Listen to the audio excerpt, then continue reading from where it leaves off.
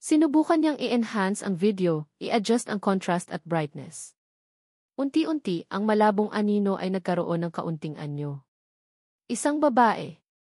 At sa paanan nito, sa isang split-second na frame kung saan tumama ang kaunting liwanag, may kumislap. Isang pares ng sapatos. Isang partikular na pares ng sapatos. Mga itim na sapatos na may maliit na silver buckle sa gilid. Napahawak si Marco sa kanyang mesa. Ang kanyang paghinga ay bumigat. Ang mga sapatos na iyon. Nakita na niya ang mga iyon dati.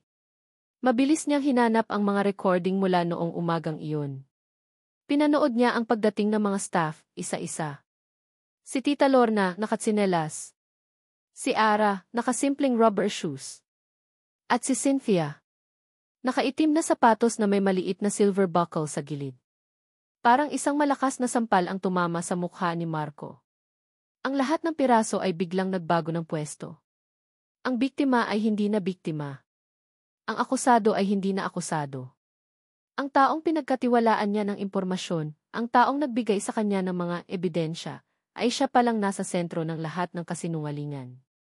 Sino ang nagsinungaling tungkol sa lokasyon niya? Si Cynthia. Sino ang kinakakita ng hair clip malapit sa pinangyarihan? Si Cynthia. Sino ang nag-iwan ng peking resibo para aksidente niyang makita? Malamang si Cynthia rin. At ang anino sa pasilyo ang anino na papunta sa kanyang opisina ng gabing iyon si Cynthia. Napayuko si Marco, ang kanyang mga siko ay nakatukod sa mesa, ang kanyang mga kamay ay nakasapo sa kanyang mukha. Isang malakas na halo ng galit at pagsisisi ang bumalot sa kanya. Galit, hindi lang kay Cynthia, kundi sa sarili niya. Paano siya naging ganito kabulag? Dahil iyon ang gusto niyang makita. Dahil ang kwento ni Cynthia, ang kwento ng isang VP na desperado at mapagkunwari, ay akmang-akma sa narrative na binuo niya sa kanyang isipan mula pa noong araw na malaman niya ang kataksilan ni Isabela. Mas madaling paniwalaan ang isang estranghero na masama, kaysa tanggapin na ang sarili niyang paghuhusga ay mali. Pinagbintangan niya ang isang inosenteng tao. Ikinulong niya ito. Kinuha niya ang karapatan nitong makipag-usap sa pamilya nito. Hinusgahan niya ito ng walang sapat na batayan, gamit lamang ang mga laso na salita ng isang taong may mas malalim na motibo. Ang mukha ni Ara ay biglang lumitaw sa kanyang isipan. Ang takot sa mga mata nito noong una.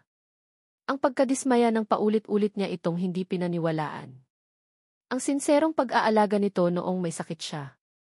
Ang mga dasal nito na narinig niya. Isang matinding kahihiyan ang gumapang sa kanyang dibdib. Kailangan niyang itama ito. Pero paano? Kung kukumprontahin niya si Cynthia ngayon, siguradong itatanggi nito ang lahat. Sasabihin nitong nagkataon lang ang lahat. Ang video ay malabo. Walang direktang ebidensya. Kung magpapakita siya ng pagbabago sa pakikitungo kay Ara, malalaman ni Cynthia na may alam na siya, at maaaring mas lalo itong mag-ingat o gumawa ng mas masahol pa. Hindi. Kailangan niya ng mas matibay na pruweba. Kailangan niya ng plano. At sa planong iyon, kailangan niya ng isang kakampi. Ang taong pinagbintangan niya. Tumayo si Marco. Sa unang pagkakataon sa loob ng isang linggo, lumabas siya ng kanyang opisina, hindi para maghanap ng ebidensya laban kay Ara, kundi para hanapin si Ara mismo. Natagpuan niya ito sa hardin, mag-isang nagdidilig ng mga rosas. Nakatalikod ito sa kanya. Nang marinig nito ang kanyang mga yapak, lumingon ito. Ang mga mata nito ay nagpakita ng panandali ang gulat na agad na palitan ng isang formal at malayong ekspresyon. Sir, sabi nito, bahagyang yumuko. Tinitigan siya ni Marco. Gusto niyang humingi ng tawad. Gusto niyang sabihin na nagkamali siya. Ngunit alam niyang hindi pa iyon ang tamang oras. May mga matang maaaring nakamasid, may mga tenga na maaaring nakikinig. Kailangan niyang mag-ingat. Miss Reyes, sabi niya, sinisikap na panatilihing neutral ang kanyang boses, kahit na sa loob niya ay nag-uumapaw ang pagsisisi. Mamayang gabi. Pagkatapos ng hapunan. Sa opisina ko. May kailangan tayong pag-usapan. Nakita niya ang pag-aalangan at kaunting takot sa mga mata ni Ara. Iniisip siguro nito na ito na ang katapusan. Na ipapakulong na niya ito. Idinugtong niya, sa boses na halos pabulong na para lang sa kanilang dalawa, tungkol ito sa katotohanan. Pagkatapos ay tumalikod na siya at naglakad palayo, iniwan si Ara na nakatayo sa gitna ng mga rosas, naguguluhan, ngunit may isang munting kislap ng pag-asa na muling nabuhay sa kanyang mga mata. Sa unang pagkakataon, ang katotohanan na binanggit ni Sir Marco ay hindi na tunog banta, kundi isang pangako. Ang bawat minuto ng hapunan ay parang isang pagtitiis para kay Ara. Nakaupo si Sir Marco sa dulo ng mahabang mesa, tahimik na kumakain. Si Cynthia naman ay abala sa pagsisilbi, ang mga ngiti nito ay kasing tamis pa rin ang dati, ngunit para kay Ara, ang bawat ngiti ay may nakatagong lason. Ang hangin ay mabigat sa mga hindi sinasabing salita at mga lihim na hinala. Tungkol ito sa katotohanan. Ang mga salitang iyon ni Sir Marco ay paulit-ulit na umuugong sa isip ni Ara. Ano ang ibig niyang sabihin? Natuklasan na ba niya ang totoo? O isa lang itong bitag para paaminin siya sa kasalanang hindi niya ginawa? Nang matapos ang hapunan, nagpaalam si Tita Lorna na magpapahinga na. Si Cynthia naman ay abala sa pagliligpit sa kusina. Ito na ang pagkakataon. Miss Reyes. Sa opisina, utos ni Sir Marco bago ito tumalikod at naglakad papunta sa kanyang kuta. Bumuntong hininga si Ara, pinatatag ang kanyang loob. Sinundan niya ito, ang bawat hakbang ay mabigat. Pagpasok niya sa opisina, isinara ni Sir Marco ang pinto at nilock ito. Napalunok si Ara. Muli, silang dalawa lang sa silid na ito kung saan nagsimula ang lahat ng kanyang kalbaryo. Ngunit sa pagkakataong ito, iba ang ikinilos ni Sir Marco. Hindi siya umupo sa kanyang malaking silya sa likod ng mesa, ang silyang nagbibigay sa kanya ng otoridad. Sa halip, nanatili siyang nakatayo, nakaharap sa kanya, ang kanyang mga mata ay walang bakas ng galit. Ang naroon ay isang bagay na hindi pa nakikita ni Ara dati, pagsisisi. Umupo ka, sabi nito, itinuro ang silya sa harap ng mesa. Sumunod si Ara, ang kanyang mga kamay ay magkadaop sa kanyang kandungan. Hinintay niya ang susunod na mangyayari, ang puso niya ay kumakabog. Sa halip na magsalita, kinuha ni Sir Marco ang kanyang cellphone na kinuha nito mula sa kanya noong isang linggo. Dahan-dahan niya itong inilapag sa mesa sa harap ni Ara. Sa'yo na to, sabi niya. Napatitig si Ara sa cellphone at pagkatapos ay sa mukha ni Sir Marco, naguguluhan. Nagkamali ako, Ara, pag-amin nito, ang boses ay mahina ngunit malinaw. At sa unang pagkakataon, tinawag siya nito sa kanyang pangalan, hindi sa apelyido. Nagkamali ako sa paghusga sa'yo ng walang sapat na ebidensya. Masyado akong naging bulag. Isang alon ng emosyon ang bumalot kay Ara. Gulat, ginhawa, at kaunting galit. Bakit ngayon lang, sir? Bakit ngayon niyo lang naisip yan? Hindi umilag si Marco sa tanong. Tinitigan niya si Ara ng diretso sa mata. Dahil nakita ko to. Ikinonekta niya ang kanyang laptop sa malaking monitor sa pader. Ipinakita niya kay Ara ang mga video. Ang pagdaan ni Ara sa pasilyo na halatang naliligaw. Ang pagsisinungaling ni Cynthia tungkol sa kinaroroonan nito. At ang pinakahuli ang malabong anino na pinalaki at pinabagal.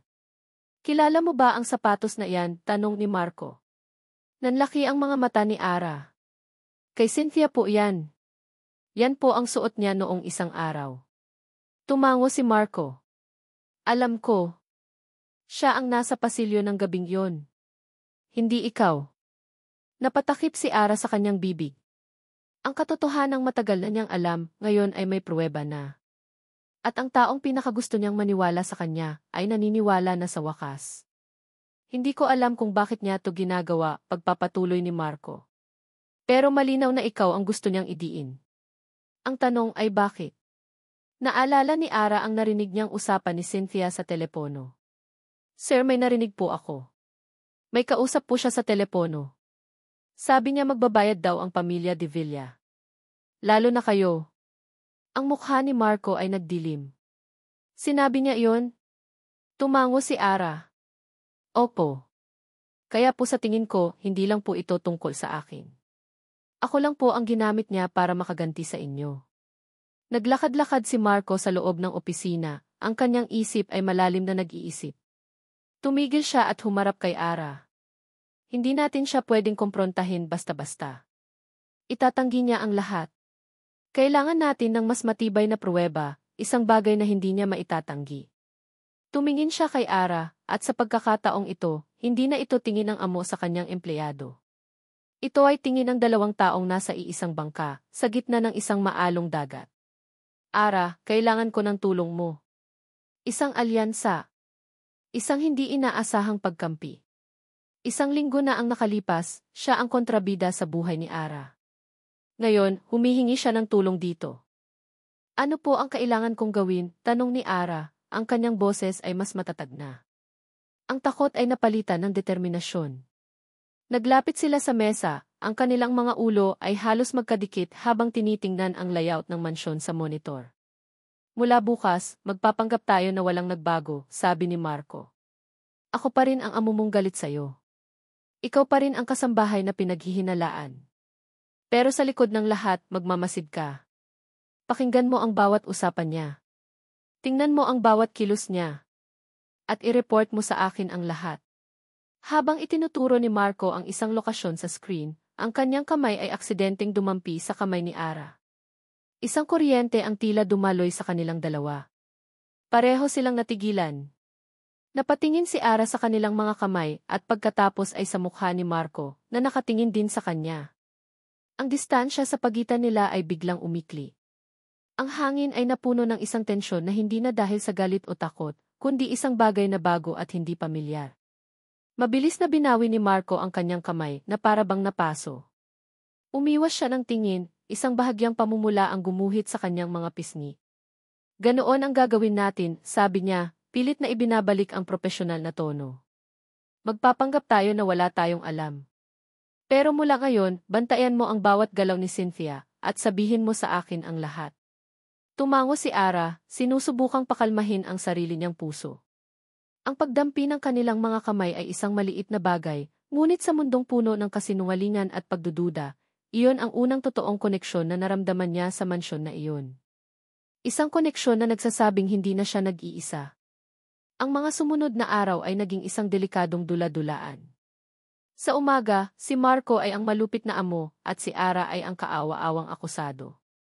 Ang mga utos ay matigas, ang mga sagot ay magalang ngunit malamig. Si Cynthia naman, sa kanyang paningin ay nagtatagumpay. Ngunit sa gabi, kapag ang buong mansyon ay tahimik na, ang opisina ni Marco ay nagiging kanilang war room. Wala pa rin po akong marinig na kakaiba sa mga usapan niya sa telepono, Sir, report ni Ara isang gabi, habang nakaupo sila sa magkabilang dulo ng mahabang mesa. Pero napansin ko pong madalas siyang pumapasok sa lumang kwarto ni Ma'am Isabela. Kumunot ang noo ni Marco. Anong ginagawa niya roon? Hindi ko po sigurado. Pero paglabas niya, lagi siyang may dalang maliit na notebook. Habang si Ara ang nagsisilbing mata at tenga niya sa loob ng mansyon, si Marco naman ay ginagamit ang kanyang yaman at koneksyon sa labas. Nag-hire siya ng isang pribadong investigador para alamin ang buong pagkatao ni Cynthia. Hindi niya pinagkatiwalaan ang impormasyong nasa resume nito. Kailangan niyang malaman ang lahat. At sa gabing iyon, habang hinihintay niya ang report ni Ara, isang email ang pumasok sa kanyang inbox. Subject, confidential, background check, Cynthia Suarez. Binuksan niya ito ng may kaba. Ang unang bahagi ay standard information, address, education, work history. Walang kahina-hinala. Ngunit sa pinakailalim ng report, may isang seksyon na may titulong Key Family Background. At doon, tumigil ang mundo ni Marco. Pangalan ng kapatid, Ricardo Suarez. Status, deceased. Petsa ng pagkamatay, October 24, 2020. Sanhi ng pagkamatay, vehicular accident. Kasama ng impormasyon ay isang lumang litrato. Isang litrato ni Cynthia na mas bata pa, nakangiti, katabi ang isang lalaki. Ang lalaki. Ang mukhang iyon. Ang ngiting iyon. Hindi na kailangan ni Marco ng pangalan.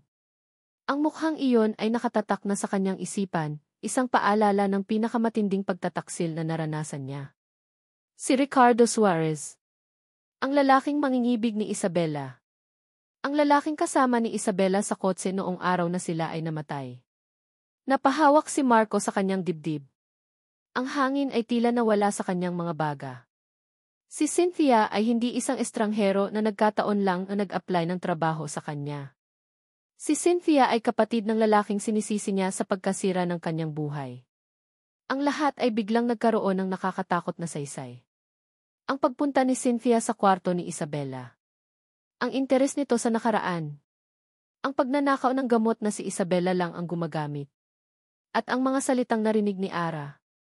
Magbabayad ang pamilya de Villa. Lalo na siya. Hindi ito tungkol sa pera. Hindi ito tungkol sa pagnanakaw. Ito ay paghihiganti. Sa paniniwala ni Cynthia, si Marco ang may kasalanan sa pagkamatay ng kapatid niya. Marahil ay iniisip nitong si Marco ang nagtulak kay Ricardo sa kapahamakan. At ngayon, nandito siya para kunin ang hustisya sa sarili niyang mga kamay. At ang plano niya ay demonyo sa katalinuhan nito. Hindi siya ang target nito. Hindi direct. Ang target nito ay ang puso ni Marco. Alam nitong hindi na siya masasaktan sa pera. Alam nitong hindi na siya masasaktan sa pisikal na paraan. Ang tanging paraan para saktan siya ay ang ulitin ang nakaraan, ang iparamdam sa kanya ang sakit ng pagtataksil at pagkawala ng isang taong nagsisimula na niyang. Ang kanyang mga mata ay napunta kay Ara, na nakaupo sa harap niya, walang kamalay-malay sa katotohanan ng kanyang natuklasan. Nagsisimula na niyang pagkatiwalaan. Nagsisimula na niyang pahalagahan. Gusto ni Cynthia na maranasan ni Marco na mawalan muli ng isang taong mahalaga, hindi dahil sa sakit, kundi dahil sa isang krimen. Gusto niyang makita si Marco na nagdurusa habang ang isang inosenteng tao ay napupunta sa kulungan dahil sa isang kasalanang siya, si Cynthia, ang may gawa. Isang perpektong, malupit na paghihiganti. Sir, okay lang po kayo? Namumutla po kayo, tanong ni Ara, ang boses ay puno ng pag-aalala. Tumingin si Marco kay Ara, at sa pagkakataong iyon, hindi na isang kasambahay ang nakita niya. Nakita niya ang isang babaeng nasa gitna ng isang napakadelikadong laro, isang tupa na ihahain sa altar para sa kasalanan ng iba. Ara, sabi niya, ang kanyang boses ay seryoso at puno ng bigat. Kailangan nating mag-usap. Ngayon din ni. Ikinuwento niya ang lahat. Ang tungkol kay Ricardo Suarez. Ang koneksyon nito kay Cynthia. Ang tunay na motibo sa likod ng lahat. Habang nagsasalita si Marco, ang mukha ni Ara ay nagbago mula sa pagkalito, patungo sa pagkabigla at sa huli ay sa takot. Hindi na ito isang simpleng kaso ng pagnanakaw. Buhay na niya ang nakataya. Ang kalayaan niya ang kabayaran sa paghihiganti ni Cynthia. Diyos ko po, bulong ni Ara, ang kanyang mga kamay ay nanginginig. Ano po ang gagawin natin? Ang panganib ay naglapit sa kanila sa paraang hindi nila inaasahan. Ang distansya sa pagitan nila sa mesa ay nawala. Ngayon, magkatabi na silang nakaupo, nakatitig sa screen ng laptop, na para bang ang kanilang mga buhay ay nakasalalay sa bawat pixel nito. Hindi na siya nag-iingat, sabi ni Marco, ang kanyang isip ay gumagana ng mabilis. Akala niya, nasa kanya na ang lahat ng alas.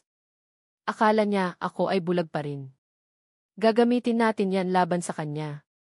Ngunit sa gitna ng kanilang pagpaplano, isang ideya ang pumasok sa isip ni Marco.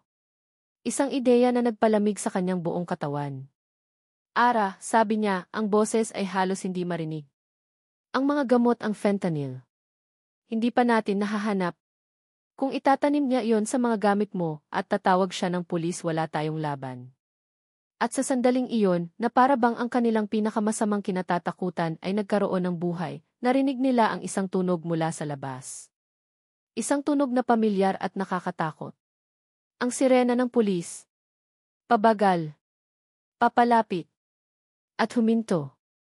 Sa tapat ng mansyon. Nagkatinginan sila ni Ara, ang kanilang mga mata ay puno ng parehong realisasyon. Huli na sila. Nahulog sila sa huling patibong.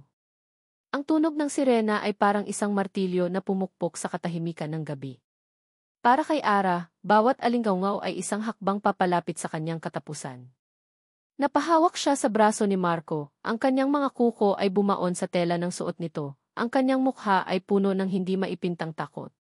Sir, anong gagawin natin? Halos pabulong niyang tanong, ang kanyang boses ay nanginginig. Ang isip ni Marco ay tumatakbo ng mas mabilis kaysa dati. Pulis. Ibig sabihin, tumawag si Cynthia. Ibig sabihin, itinanim na niya ang ebidensya. Malamang sa kwarto ni Ara. Kalma ka lang, sabi ni Marco, kahit na ang sarili niyang puso ay kumakabog ng malakas. Hinawakan niya ang kamay ni Ara. Malamig ito na parang yelo. Huwag kang bibitiw sa akin. Ano man ang mangyari, huwag kang aamin sa kahit ano. Bumukas ang pinto ng opisina at pumasok si Tita Lorna, ang mukha ay balisa. Sir, may mga pulis sa labas?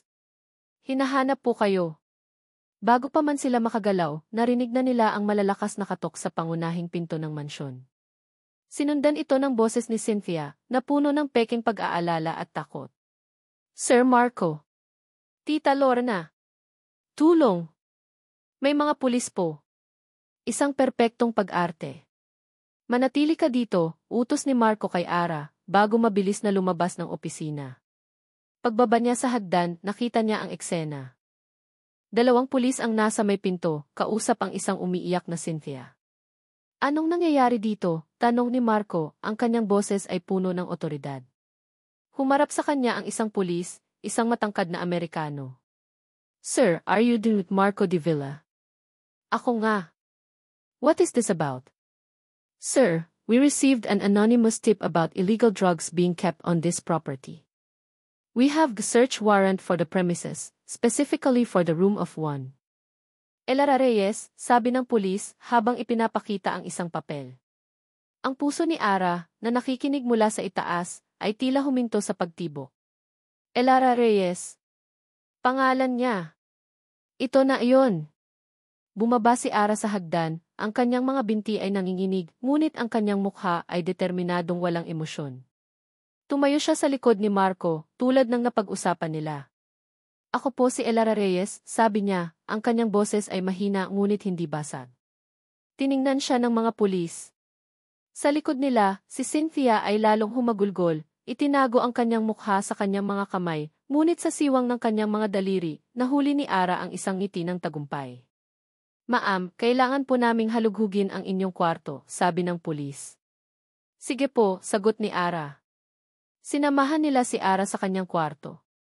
Si Marco ay sumunod sa likod, ang kanyang mga mata ay hindi inaalis kay Cynthia, na ngayon ay inaalo ni Tita Lorna. Sa loob ng kwarto, sinimula ng mga pulis ang paghahalughog. Bawat sulok, bawat drawer. Si Ara ay nakatayo sa isang tabi, ang kanyang mga kamay ay magkadaop sa kanyang harapan, na para bang nagdarasal.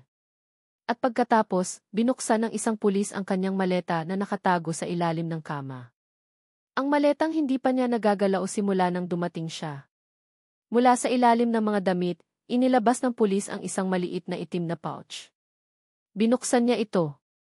Sa loob, naroon ang mga nawawalang vial ng fentanyl. Sir, we found it, sabi ng pulis sa kanyang kasama. Gumuho ang mundo ni Ara.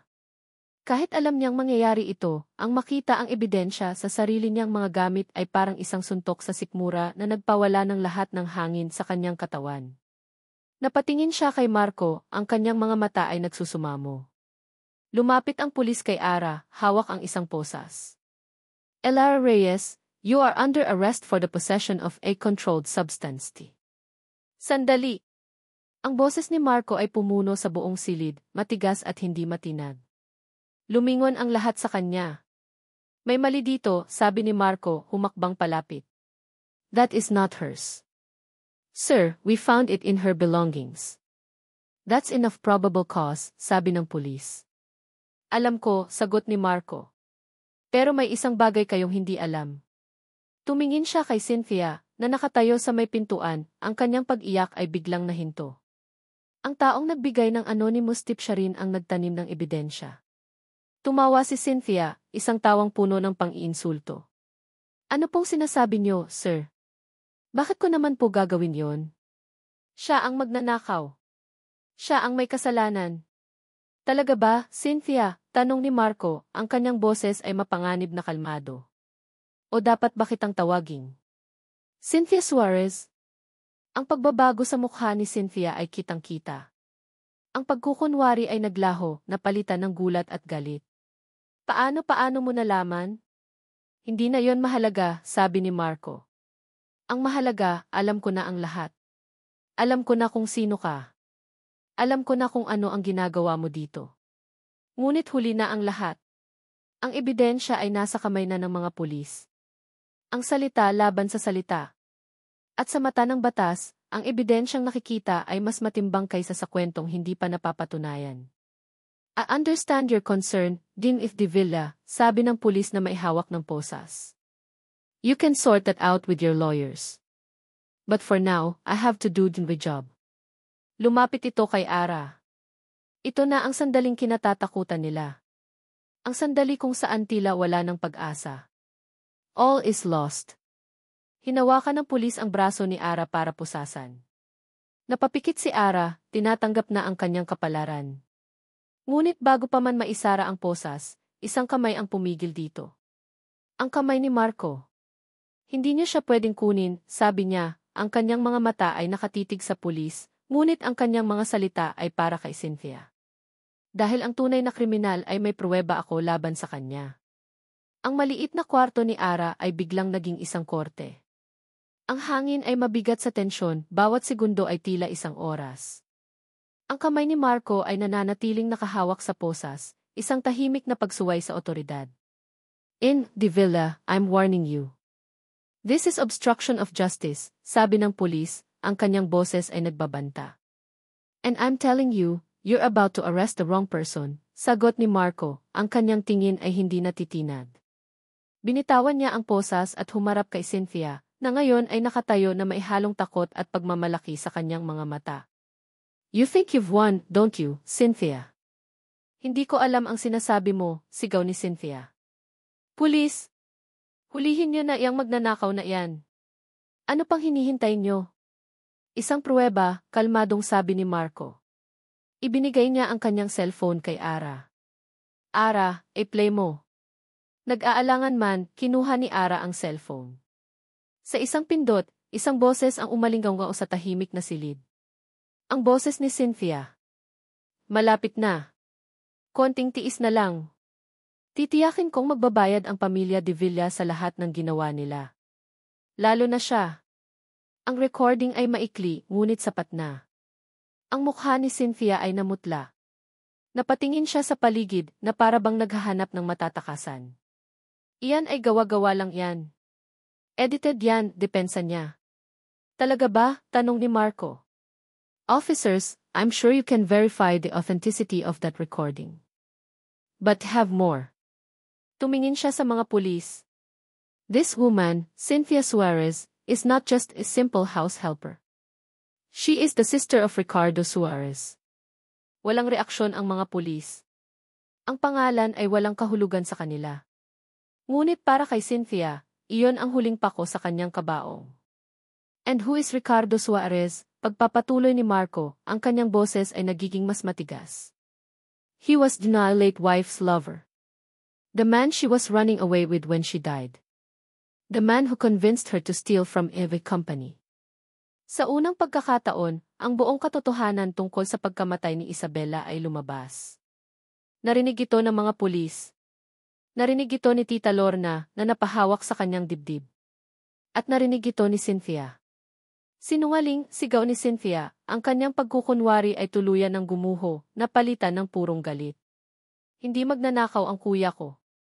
Minahal siya ni Isabela. Ikaw ang sumira sa buhay nila. Dahil sa'yo, na-depress ang kuya ko. Dahil sa'yo, nagpakamatay siya sa aksidenteng yon. Nagpakamatay, ulit ni Marco, ang kanyang boses ay may bahid ng awa. Cynthia, your brother didn't kill himself.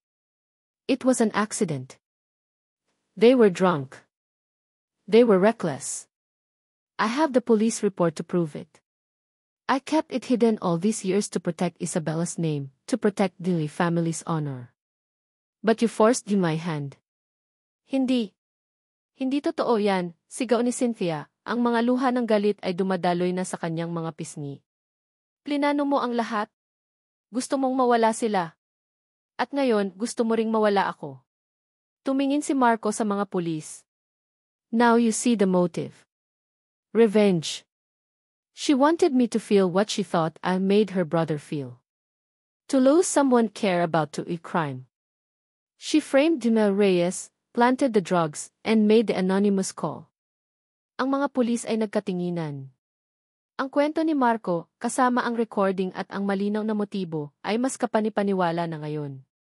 Ang pulis na kanina ay magpuposas kay Ara ay dahan-dahang lumapit kay Cynthia. "Ma'am, I think you need to come with us to the station to answer few questions," sabi nito. At doon na sumabog si Cynthia. Hindi. Hindi ka isasama di si inyo, sigaw niya, na parang isang hayop na nasukol. Dapat lang AC kanya, yin. Dapat lang AC inyong lahat dite mayayaman. Kinuha niyo dyan lahat di amin. An, Kuya Gi. Yan's buhay namin. Kaya ginawagi, Len. Vince nagnakaw ng gamot. Vince naglagay niyan maleta niya. Sana mabulok siya di kulungan. Sana maranasan mong mawalan, Marco. Tulad ng pagkawala ng Kuya Gi. Ang pag-amin. Lahat ng nasa silid ay natahimik. Ang mga salitang puno ng galit at sakit ay umalinggaw sa mga pader. Ang dalawang pulis ay hindi na nag-aksaya ng panahon. Mabilis nilang hinawakan si Cynthia. Nagpumiglas ito, sumisigaw, nagwawala, ngunit wala na siyang nagawa. Pinusasan siya at kinalagkad palabas ng kwarto. Habang dumadaan sila kay Ara, tinitigan siya ni Cynthia ng mga matang nag-aapoy sa galit. Hindi pa tayo tapos, bulong nito. At pagkatapos, nawala na sila. Ang tunog ng kanyang mga sigaw ay unti-unting humina habang inilalabas siya ng mansyon. Naiwan sa kwarto ang katahimikan. Isang mabigat, nakabibinging katahimikan. Si Ara ay nakatayo pa rin, nanginginig, sinusubukang iproseso ang lahat ng nangyari. Si Tita Lorna ay umiiyak sa isang sulok. At si Marco. Si Marco ay nakatayo sa gitna ng silid, nakatingin sa kawalan. Ang maskara ng lakas at kontrol ay unti-unting gumuho. Ang paglalantad niya sa katotohanan tungkol kay Isabela ay parang pagbubukas muli ng isang lumang sugat. Nang sa wakas ay tumingin siya kay Ara, ang nakita ni Ara sa kanyang mga mata ay hindi tagumpay, kundi isang malalim na kalungkutan at pagod. At sa ilalim ng lahat ng iyon, isang bagay na hindi pa niya nakikita dati. Pasasalamat. At isang hindi masabing pagsisisi. Walang nagsalita. Hindi na kailangan. Sa gabing iyon, sa loob ng maliit na kwartong iyon, hindi lang isang kriminal ang nahuli. Maraming katotohanan ang lumabas. Maraming pader ang gumuho. At 2 taong sinira ng nakaraan ang nagsimulang humakbang papalayo sa mga anino nito. Ang katahimikan na naiwan pagkatapos ng bagyo ay mas mabigat kaysa sa ingay mismo. Umalis na ang mga pulis. Si Tita Lorna ay nagpaalam na rin para magpahinga. Naiwan sina Marco at Ara sa sala, nakaupo sa magkabilang dulo ng isang mahabang sofa, pinaghihiwalay ng isang espasyong puno ng mga salitang hindi pa nasasabi. Ang apoy sa fireplace ang tanging gumagalaw, ang mga anino nito ay sumasayaw sa mga pader, na para bang sinusubukang punan ang katahimikan. Si Ara ay nakayuko, nakatitig sa kanyang mga kamay na magkadaop sa kanyang kandungan. Tapos na ang lahat, ngunit ramdam pa rin niya ang panginginig sa kanyang buong katawan. Si Marco ang unang bumasag sa katahimikan. Ara! Nag-angat ng tingin si Ara. Nakatingin ito sa kanya, hindi na bilang amo, kundi bilang isang taong pagod at puno ng pagsisisi.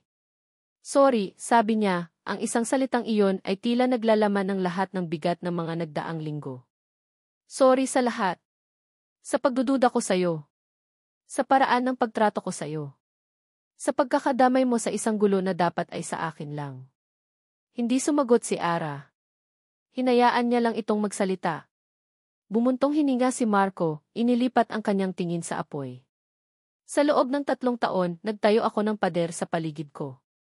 Akala ko, iyon ang magpoprotekta sa akin. Akala ko, kung wala akong pagkakatiwalaan, hindi na ako muling masasaktan. Nagsimula siyang magkwento. Hindi na tungkol sa galit, kundi tungkol sa sakit. Ikinuwento niya ang araw na natuklasan niya ang pagtataksil ni Isabela. Ang pakiramdam na para siyang pinagsakluban ng langit at lupa. Ang kahihiyan. Ang pakiramdam na hindi siya sapat. Hindi ko siya kinamuhian dahil sa lalaki, pag-amin niya, ang boses ay basag. Kinamuhian ko siya dahil winasak niya ang tiwala ko. At kinamuhian ko ang sarili ko dahil naging bulag ako. Kaya nang dumating ka at nangyari ang lahat ng ito, ikaw ang naging salamin ng lahat ng takot ko. Mas madaling isipin na isa kang manloloko kaysa harapin ang posibilidad na nagkakamali na naman ako. Tumingin siyang muli kay Ara, ang kanyang mga mata ay puno ng isang emosyon na hindi pa nakikita ni Ara dati, isang ganap na kahinaan. Pero nagkamali ako. Ikaw ang nagturo sa akin kung paano muling magtiwala. Sa kabila ng lahat ng ginawa ko sa'yo, hindi ka sumuko. Nagpakita ka ng kabaitan kahit na sinasaktan kita. Nag-alaga ka sa akin kahit na kinamumuhian kita. Tumayo siya at lumapit kay Ara. Umupo siya sa tabi nito, ang distansya sa pagitan nila ay nawala na. Patawarin mo sana ako, Ara. Tumingin si Ara sa kanyang mga mata. Nakita niya ang sinseridad. Nakita niya ang sakit. Nakita niya ang isang lalaking sa wakas ay handa ng bitawan ang multo ng kanyang nakaraan. Napatawad na po kita, sir, sabi niya, at sa pagsabi niya noon, naramdaman niyang gumaan ang sarili niyang dibdib. Isang maliit na ngiti ang sumilay sa mga labi ni Marco. Isang totoong ngiti. Huwag mo na akong tawaging sir. Marco na lang. Tumango si Ara, isang nahihiyang ngiti rin ang gumuhit sa kanyang mga labi. Inabot ni Marco ang kamay ni Ara. Sa pagkakataong ito, hindi na ito aksidente. Mainit ang kamay niya, salungat sa lamig na lagi niyang ipinapakita. Hindi ko alam kung paano magsisimula ulit, pag-amin ni Marco. Matagal na panahon na mula noong naramdaman ko ito. Ang alin po? Marco. Tinitigan siya ni Marco, ang kanyang mga mata ay puno ng isang bagong isang damdamin na mas malalim pa sa pasasalamat. Ang pakiramdam na gusto kong protektahan ang isang tao. Ang pakiramdam na ayaw kong makita siyang nasasaktan. Ang pakiramdam na mahalaga siya sa akin. Ang puso ni Ara ay nagsimulang tumibok ng mas mabilis. Ang mga salitang iyon, sinabi sa isang mahinang boses sa gitna ng katahimikan ng gabi, ay mas matamis kaysa sa anumang pangako. Ara, tinulungan mo akong ayusin ang mga basag na piraso ng buhay ko, sabi ni Marco, hinigpitan ang hawak sa kanyang kamay. Hahayaan mo ba akong tulungan kang buuin ang sayo? Hahayaan mo ba akong maging bahagi ng bagong simula mo? Hindi sumagot si Ara gamit ang mga salita. Sa halip, dahan-dahan niyang sinagot ang pagpisil sa kanyang kamay. Isang simpleng kilos, ngunit nagsasabi ng lahat. Isang butil ng luha ang pumatak mula sa mata ni Ara. Ngunit hindi na ito luha ng takot o kalungkutan. Ito ay luha ng paglaya, ng pag-asa, at ng isang pag-ibig na isinilang mula sa mga abo ng nakaraan, handa nang harapin ang isang bagong umaga. Lumipas ang ilang buwan. Ang malamig at malungkot na mansyon sa Napa Valley ay unti-unting nagkaroon ng buhay. Ang mga bintana ay laging bukas, hinahayaang pumasok ang sikat ng araw at ang sariwang hangin mula sa ubasan. Ang katahimikan ay napalitan na ng mga halakhak at masasayang kwentuhan. Si Marco de Villa ay hindi na ang lalaking nagtatago sa likod ng mga pader ng yelo. Ngayon, madalas na siyang nakangiti. Ang mga kunot sa kanyang noo ay napalitan ng mga linya ng kagalakan sa gilid ng kanyang mga mata.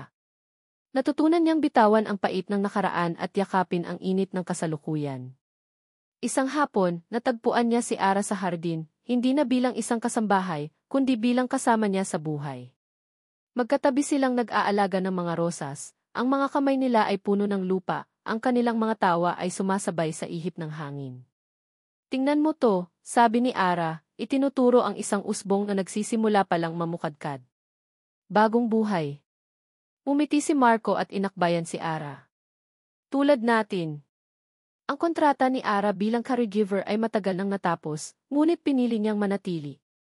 Hindi na dahil sa trabaho, kundi dahil sa pag-ibig. Ang relasyon nila ay dahan-dahang namukadkad, itinayo sa pundasyon ng tiwala at pag-unawa na sinubok ng panahon. Mamaya-maya, umupo sila sa may veranda, hawak ang cellphone ni Ara.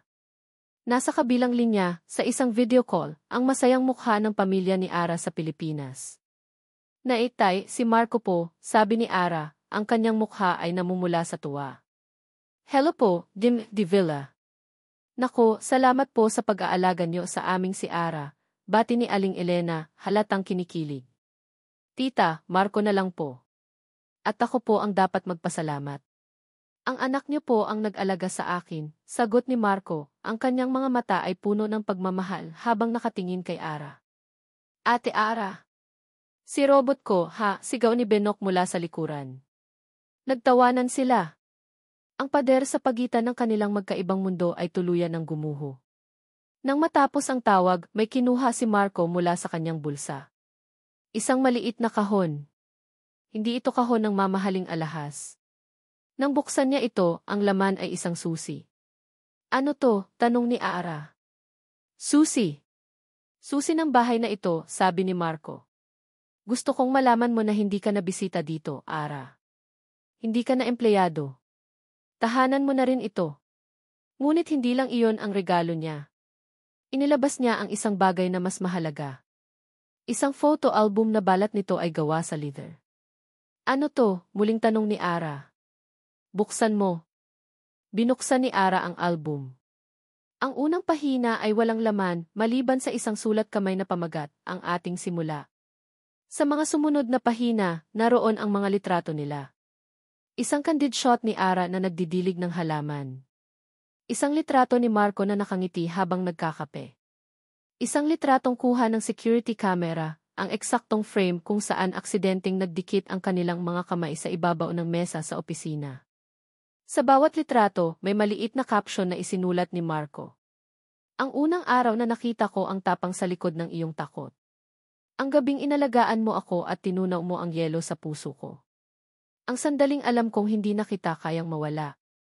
Napuno ng luha ang mga mata ni Ara. Ito ay isang koleksyon hindi lang ng mga litrato, kundi ng kanilang kwento, isang kwento ng paghilom at pag-ibig. Sa huling pahina, may isang litrato nila na kuha ni Tita Lorna noong isang araw. Magkatabi silang nakaupo sa hardin, nakatingin sa isa't isa, ang kanilang mga ngiti ay totoo at puno ng kaligayahan. Sa ilalim nito, may isang tanong. Will you write the next chapters with me? Hindi na napigilan ni Ara ang kanyang mga luha. Tumango siya ng paulit-ulit, hindi makapagsalita. Niyakap niya si Marco ng mahigpit, ang kanyang mukha ay nakasubsob sa dibdib nito, ang kanyang mga hikbi ay pinapakinggan ng ritmikong tibok ng puso nito. Hinaplos ni Marco ang kanyang buhok. Is that a yes? Tanong niya, ang kanyang boses ay maihalong saya at pananabik. Muli, tumango si Ara. Humiwalay siya sa pagkakayakap at tinitigan si Marco, ang kanyang mga mata ay nagniningning sa kabila ng mga luha. Sabi niya, sa wakas ay nakahanap ng boses. Isusulat natin ang mga susunod na kabanata. Magkasama. Ngumiti si Marco, isang ngiting umabot hanggang sa kanyang mga mata, tinatanggal ang huling bakas ng kalungkutan mula sa kanyang nakaraan. Dahan-dahan niyang inilapit ang kanyang mukha sa mukha ni Ara. Ang kanilang unang halik ay hindi tulad ng sa mga pelikula, walang paputok, walang malakas na musika. Ito ay tahimik, magaan at puno ng pangako. Isang halik na nagsasara sa isang kabanata ng sakit at nagbubukas ng isang bagong aklat ng pag-ibig. Nang maghiwalay ang kanilang mga labi, nanatili silang magkalapit, ang kanilang mga noo ay magkadikit. Pinunasan ni Marco ang mga luha sa pisngi ni Ara gamit ang kanyang hinlalaki. Mahal kita, Ara, sabi niya, ang mga salitang matagal nang gustong kumawala mula sa kanyang puso. Mahal din kita, Marco, sagot ni Ara, ang kanyang boses ay puno ng katiyakan. Kinagabihan, magkatabi silang nakatayo sa veranda, ang parehong veranda kung saan dati ay nag-iisa si Marco, nakatingin sa kawalan. Ngayon, may kasama na siya. Ang malamig na hangin ng gabi ay hindi na nila alintana, dahil ang init ng kanilang pagmamahalan ay sapat na. Yakap siya ni Marco mula sa likuran, ang kanyang mga braso ay nakapulupot sa bewang ni Ara, ang kanyang baba ay nakapatong sa balikat nito. Sabay nilang pinanood ang paglubog ng araw sa likod ng mga buro ng Napa Valley, pinipinta ang langit ng mga kulay kahel, rosas, at lila. Ang paraiso na dati malamig at malungkot ay ngayon puno na ng init at pag-asa. Salamat, bulong ni Marco sa tenga ni Ara. Para saan? Tanong ni Ara, ipinatong ang kanyang kamay sa mga kamay ni Marco. Salamat sa pagdating mo. Salamat sa pagturo mo sa akin kung paano muling magtiwala. Salamat sa pagpapakita mo sa akin na ang Huminto siya sandali, hinahanap ang mga tamang salita. Ang isang tunay na tahanan ay hindi ang mansyon kundi ang narito. Itinuro niya ang espasyo sa pagitan nilang dalawa, ang espasyong puno na ngayon ng pagmamahal. Ngumiti si Ara, isang ngiting naglalaman ng lahat ng kanilang pinagdaanan. Ipinatong niya ang kanyang ulo sa balikat ni Marco, sabay nilang pinanood ang huling sinag ng araw na naglaho sa abot tanaw. Natagpuan na natin ang tahanan natin, bulong niya. Hinalikan ni Marco ang kanyang noo, isang halik na puno ng pasasalamat at pangako. Sa paglubog ng araw sa Napa Valley, ang dating malamig na paraiso ay tuluyan ng naging isang tunay na paraiso. Isang paraisong itinayo hindi sa yaman o sa ganda ng tanawin, kundi sa tiwalang muling binuo at sa pag-ibig na naghilom sa lahat ng sugat. At sa kanilang bagong simula, sa unang pahina ng kanilang susunod na kabanata, alam nilang ang pinakamagandang bahagi ay ngayon palang magsisimula. Magkasama. At dito nagtatapos ang kwento ni Ara at Marco. Mga minamahal kong tagapakinig, maraming salamat. Salamat sa bawat minutong inilaan ninyo, sa bawat emosyong ibinahagi ninyo, at sa inyong paglalakbay kasama sina Ara at Marco, mula sa malamig na paraiso ng Napa Valley hanggang sa mainit na yakap ng isang bagong simula. Habang isinusulat ko ang bawat kabanata, hindi lang sila ang naglakbay. Tayong lahat ay naging bahagi ng kanilang pagsubok at tagumpay. Naramdaman natin ang sakit ng pagdududa, ang pait ng nakaraan, at ang tamis ng pagpapatawad. Sapagkat higit pa sa isang kwento ng pag-ibig, ang istoryang ito ay isang paalala. Isang paalala na ang tiwala, gaano man kalalim masira, ay kayang muling buuin. Na ang pagpapatawad ay isang regalong ibinibigay natin hindi lang sa iba, kundi lalo na sa ating mga sarili. At sa pinakamadilim na gabi, laging may isang sinag ng pag-asa na naghihintay sa pagbubukang liwayway. Ngayon, nais ko namang marinig ang inyong mga saloobin. Ano ang tumatak sa inyong puso at isipan? Aling bahagi ng kwento ang nagpaiyak o nagpakilig sa inyo? Mangyaring iwanan ang inyong mga komento sa ibaba. Nais kong basahin ang bawat isa. Muli, mula sa kaibuturan ng aking puso, maraming salamat sa inyong pakikinig. Ako ang inyong manunulat, at hanggang sa muli nating pagsasama sa panibagong kwento ng pag-ibig at pag-asa. Nabasag. Iyon ang tanging tunog na umalingaw sa nakabibinging katahimikan ng malawak na opisina.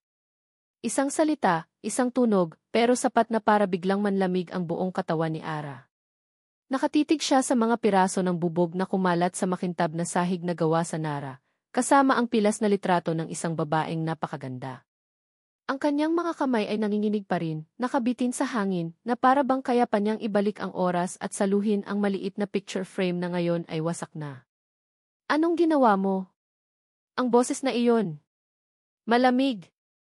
Mas malamig pa sa hanging amihan na naramdaman niya kaninang umaga. Napakagatlabi si Ara at dahan-dahang nag-angat ng tingin. Si Sir Marco de Villa. Nakatayo siya sa may pintuan, ang kaninang blangkong ekspresyon ay napalitan ng isang bagay na madilim at mapanganib. Ang kanyang mga panga ay nagtagis, at ang mga mata niyang kulay kape ay parang mga sibat na tumutusok sa kaluluwa ni Ara. Hindi ito galit lang. May mas malalim dito. Isang bagay na nasaling niyan ang hindi sinasadya. Ito na ba?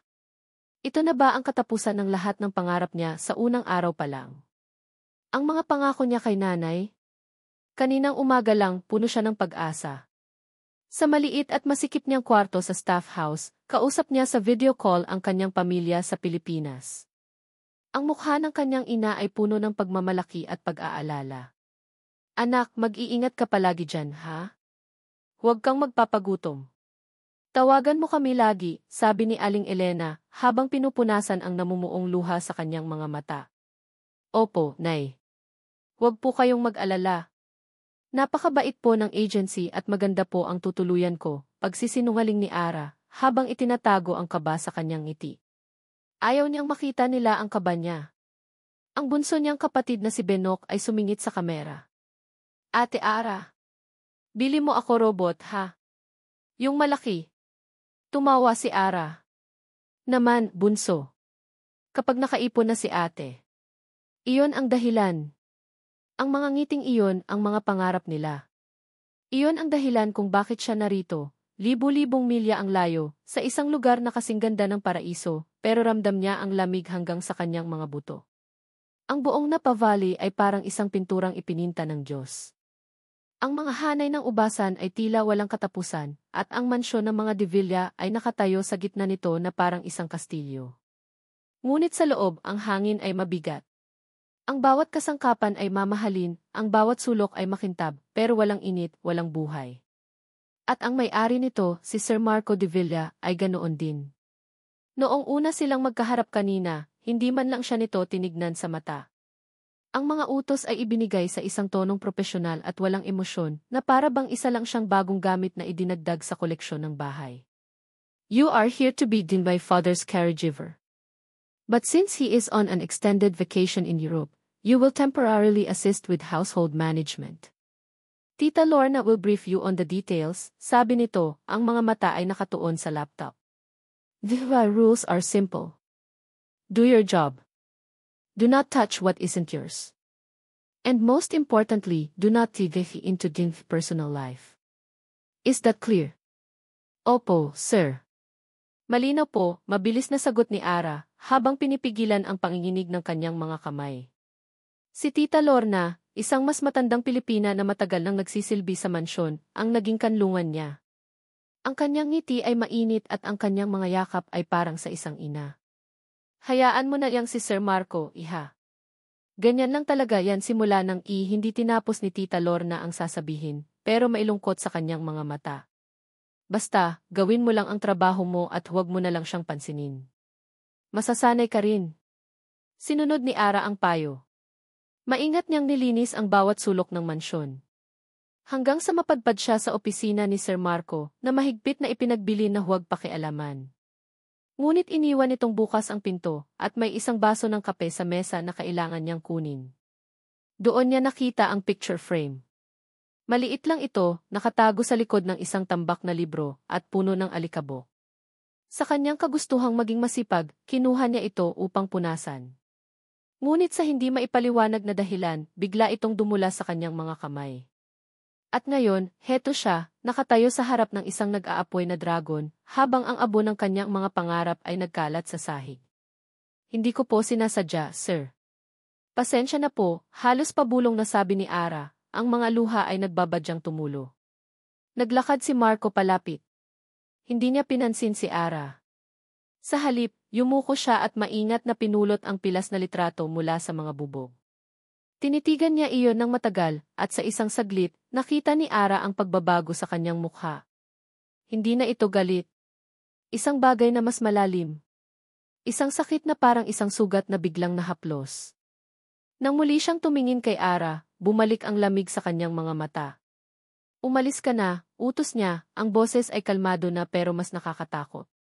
Mabilis na tumalikod si Ara, nagmamadaling lumabas ng silid. Narinig niya ang pagdating ni Tita Lorna sa kanyang likuran. Ara, anong nangyari? Tanong nito, puno ng pag-aalala. Umiling lang si Ara, hindi na napigilan ang pag-agos ng kanyang mga luha. Niyakap siya ni Tita Lorna. Hayaan mo na, iha. Ako nang bahala dito. Magpahinga ka na muna. Nang tatalikod na sana si Ara para umalis, isang pamilyar na anino ang humarang sa kanyang daraanan. Si Sir Marco. Nakatayo siya doon, ang mukha ay muling naging isang blangkong maskara. Ang hawak niyang litrato ay wala na. Tinitigan niya si Ara ng diretso sa mata, at sa pagkakataong ito, naramdaman ni Ara ang buong bigat ng kanyang tingin. Miss Reyes, simula niya, ang bawat salita ay mabagal at may diin. Tandaan mo ito. Dito sa pamamahay na ito, hindi uso ang tiwala. Huwag mo akong bibigyan ng dahilan para pagdudahan ka. Nakatitig si Marco sa hilera ng mga monitor sa kanyang opisina. Ito ang kanyang tore, ang kanyang kuta. Mula rito, nakikita niya ang bawat sulok ng kanyang ari-arian, ang bawat galaw sa loob at labas ng mansyon. Kontrolado niya ang lahat. O iyon ang gusto niyang paniwalaan. Ang basag na picture frame ay inalis na ni Tita Lorna, ngunit ang imahe nito ay nananatiling basag sa kanyang isipan. Ang babaeng baguhan, si Ara. Ang kanyang nanginginig na mga kamay, ang kanyang mga matang puno ng takot. Isang magaling na pag-arte. O marahil ay totoo. Sa mundong ginagalawan ni Marco, mahirap nang alamin ang pagkakaiba. Sa monitor 4, nakikita niya si Ara na nagpupunas ng mga bintana sa may sala. Kumikilos ito ng may ingat, bawat galaw ay sinusukat. Masyadong maingat. Masyadong perpekto. Parang isang taong gustong magpakitang gilas, isang taong gustong makuha ang tiwala ng lahat bago tumira. Tumunog ang kanyang cellphone. Isang paalala mula sa kanyang kalendaryo. 3 taon. 3 taon na ngayon mula ng araw na gumuho ang kanyang mundo. Hindi dahil sa pagkamatay ni Isabela, kundi dahil sa natuklasan niya bago pa man mangyari ang aksidente. Napapikit si Marco. Ang imahe sa monitor ay naglaho at napalitan ng isang alaala na kasing linaw ng salamin. Siya, nakatayo sa kanilang silid. Ang cellphone ni Isabela ay naiwan sa ibabaw ng kama, umilaw dahil sa isang bagong mensahe. Hindi niya sinasadyang basahin, ngunit nahagip ng kanyang mga mata ang isang pangalan na hindi pamilyar. At ang mga salitang kasunod nito. Nakuha ko na ang pera, mahal. Sapat na ito para makalayo na tayo. Magkita tayo sa dati. Ang kanyang puso ay tila piniga hanggang sa mawalan ng hangin. Sunod-sunod niyang binuksan ang mga lumang mensahe. Mga salita ng pagmamahal para sa ibang lalaki. Mga plano ng pagtakas. At ang pinakamasakit sa lahat ang mga detalye ng dahan-dahang pag-ubos sa pondo ng kumpanya. Pagtataksil. Hindi lang sa kanilang pagsasama, kundi sa lahat ng pinaghirapan niya. Dumilat si Marco, ang kanyang paghinga ay mabigat. Ang sakit ay nandoon pa rin, isang baga na hindi namamatay. Mula noon, binalot na niya ng yelo ang kanyang puso. Ang tiwala ay naging isang salita na wala ng kahulugan. Kumatok ng marahan sa pinto. Sir! Pumasok si Cynthia, ang isa pang bagong kasambahay, dala ang isang tasa ng kape. Ang kanyang mga ngiti ay laging naroon, matamis at tila inosente. Kape po ninyo, sir, sabi niya, maingat na inilapag ito sa kanyang mesa. Hindi ito umalis kaagad. Nakatayo lang ito na tila may gustong sabihin. May kailangan ka, tanong ni Marco, hindi inaalis ang tingin sa mga monitor. Wala naman po, sir. Pasensya na po sa abala, sabi ni Cynthia, ang boses ay nag-aalangan. Nagtataka lang po kasi ako kanina. Nakita ko po kasing palingalinga si Ara sa may pasilyo malapit dito sa opisina ninyo kagabi. Akala ko po ay naliligaw lang, pero noong tinawag ko po, parang nagulat at nagmadaling umalis. Bahagyang kumunot ang noo ni Marco. Ang pasilyo malapit sa kanyang opisina. Iyon din ang pasilyo kung saan naroon ang maliit na kabinet na pinaglalagyan niya ng mga personal na gamit ni Isabela. Kasama naroon ang mga natitirang gamot nito. Anong oras yon? Tanong niya, ang boses ay nanatiling kalmado. Medyo gabi na po, sir. Bago po ako matulog, sagot ni Cynthia. Baka po may hinahanap lang. Pasensya na po ulit. Umalis si Cynthia, isinara ang pinto ng walang tunog. Ngunit ang kanyang mga salita ay naiwan sa hangin, parang laso na dahan-dahang kumakalat. Isang babaeng baguhan. Isang nasirang picture frame. Isang kahina-hinalang paggala sa gabi. Tumayo si Marco. Ang kanyang mga paa ay kusa siyang dinala palabas ng opisina, patungo sa pasilyo na iyon. Tumigil siya sa harap ng isang pader na may nakasabit na malaking painting. Itinulak niya ito ng bahagya at bumukas ang isang nakatagong pinto. Sa loob ay isang maliit na walk-in closet. Ang mga damit ni Isabela ay nakasabit pa rin doon, nababalot sa plastik. Sa isang sulok ay isang maliit na metal na kabinet, tulad ng mga nakikita sa ospital. Kinuha niya ang susi mula sa kanyang bulsa at binuksan ito. Ang lahat ay nasa ayos, maliban sa isang bagay. Ang kahon na may lamang mga vial ng fentanyl. Ang pinakamabigat na painkiller na inireseta kay Isabela noong mga huling araw nito. Isang gamot na mahigpit na kinokontrol ng batas. Isang gamot na may mataas na halaga sa black market. Nandoon pa ang kahon. Ngunit nang buksan niya ito, wala itong laman. Napansin niya ang isang bagay na maliit sa gilid ng lock ng kabinet. Isang maliit, halos hindi makitang marka. Isang gasgas na nagpapatunay na sinubukan itong buksan ng pilit. Ang lamig sa kanyang mga mata ay napalitan ng apoy. Hindi ito pagnanakaw lang ng ordinaryong gamit. Ito ay droga. Isang krimen na pwedeng magpakulong sa isang tao ng matagal. Sa isip niya, ang lahat ng piraso ay nagkadugtong-dugtong na. Ang VC na nangangailangan ng pera. Ang pagpapakita ng kabaitan para makuha ang loob ng lahat. Ang pagmamanman sa lugar. At ngayon ang pagnanakaw. Ang pagtataksil ni Isabela ay masakit, ngunit iyon ay isang sugat na matagal na. Itong ginawa ng babaeng iyon ay isang direktang sampal sa kanyang mukha. Isang paglapastangan sa alaala ni Isabela at isang paghamon sa kanyang kapangyarihan sa sarili niyang pamamahay. Isinara niya ang kabinet ng may puwersa.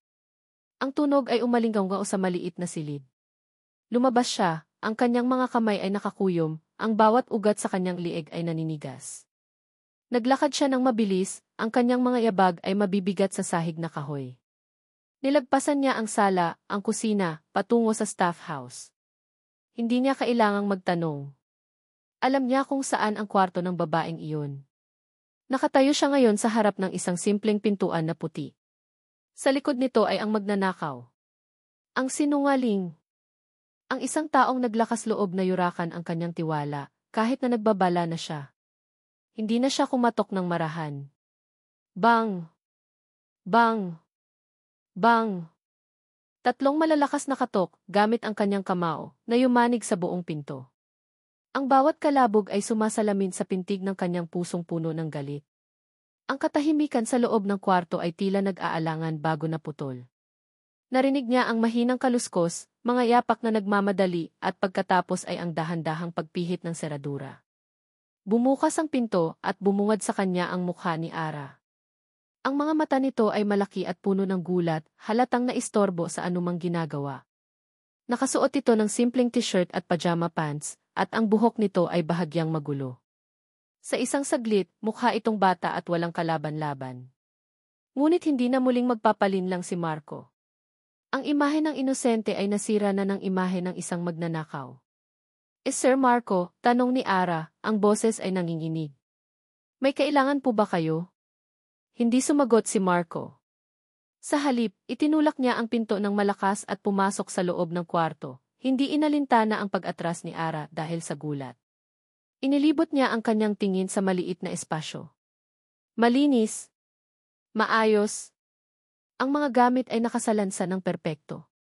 Masyadong perpekto. Nasaan, tanong niya, ang boses ay mababa at puno ng pagbabanta. Po. Ang alin po, sir? Naguguluhang tanong ni Ara, ang kanyang mga kamay ay nagsimulang mamasa sa kaba. Humarap sa kanya si Marco, ang kanyang taas at laki ay tila nagpaliit sa buong silid. Ang kanyang mga mata ay parang nagliliyab na uling. Huwag mo akong gawing tanga, Miss Reyes. Alam mong mabuti kung ano ang hinahanap ko. Umiling si Ara, ang kanyang mukha ay puno ng pagkalito at takot. Pasensya na po, sir. Pero hindi ko po talaga maintindihan. Ang gamot, sigaw ni Marco, ang kanyang boses ay kumalat sa maliit na kwarto na parang kulog. Ang fentanyl.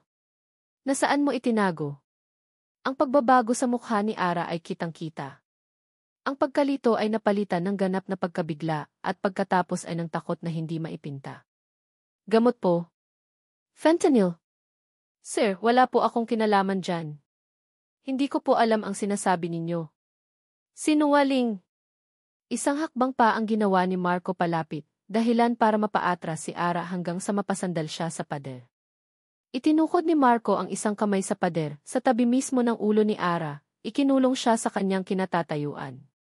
Ramdam ni Ara ang init na nagmumula sa katawan nito, isang init na hindi dahil sa init ng panahon, kundi sa nag-aalab na galit. Kagabi, sabi ni Marco, ang bawat salita ay parang suntok. May nakakita sa'yo na pag-alagala malapit sa opisina ko. Sa lugar kung saan nakatago ang gamot. At ngayong umaga, wala na ang mga ito. Magpaliwanag ka. Ang mga luha ay nagsimulang mamuo sa mga mata ni Ara. Ang kanyang paghinga ay mababaw at mabilis. Opo, napadaan po ako doon kagabi. Pero kasi po hinahanap ko po ang kusina. Naligaw po ako, sir.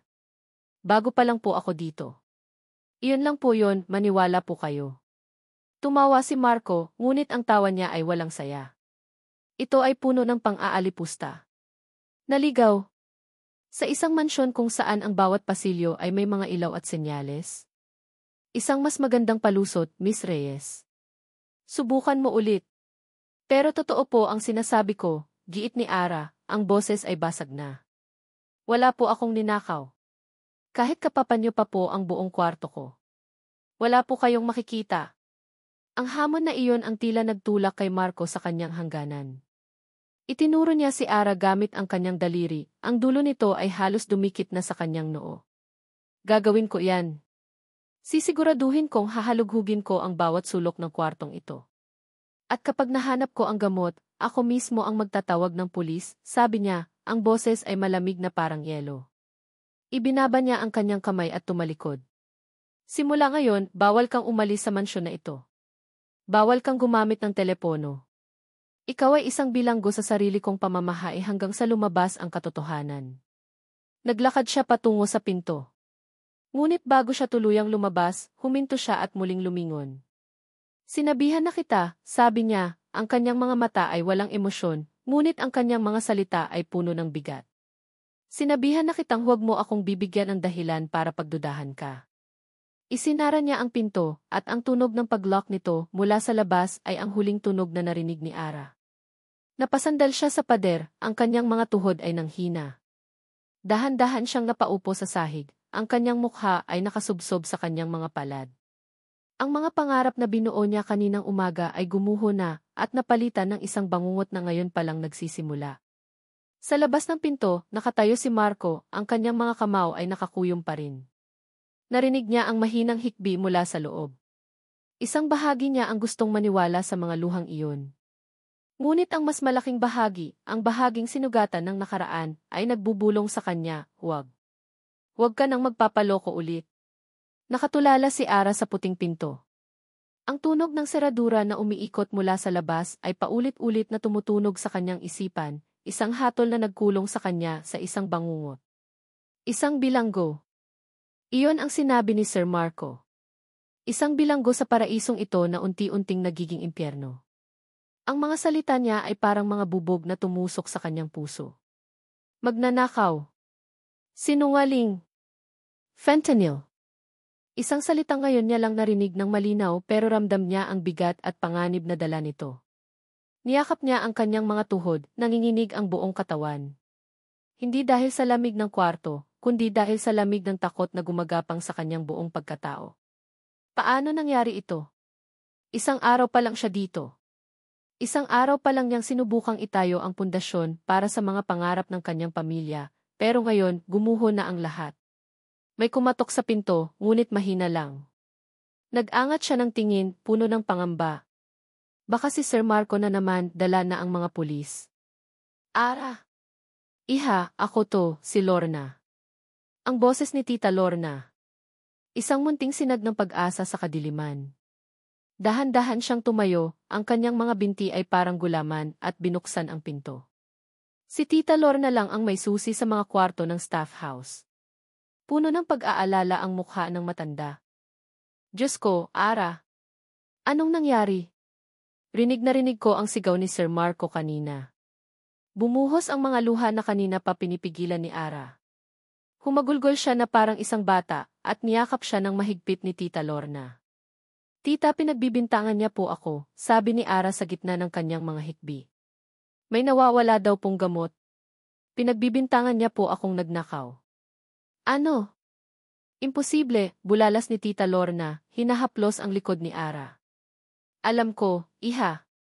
Alam kong hindi mo magagawa yon. Pero ano bang gamot ang nawawala? Fentanyl daw po, sagot ni Ara. Natahimik si Tita Lorna. Ang kanyang mga haplos ay bahagyang huminto. Bumitaw siya sa pagkakayakap at tinitigan si Ara ng seryoso. Ara, delikadong gamot yan. Yan ang gamot ni Ma'am Isabella noon. Mahigpit na ipinagbabawal.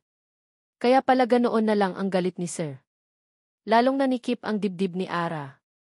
Ngayon niya naintindihan kung bakit ganoon na lang ang reaksyon ni Sir Marco. Hindi ito simpleng pagnanakaw lang.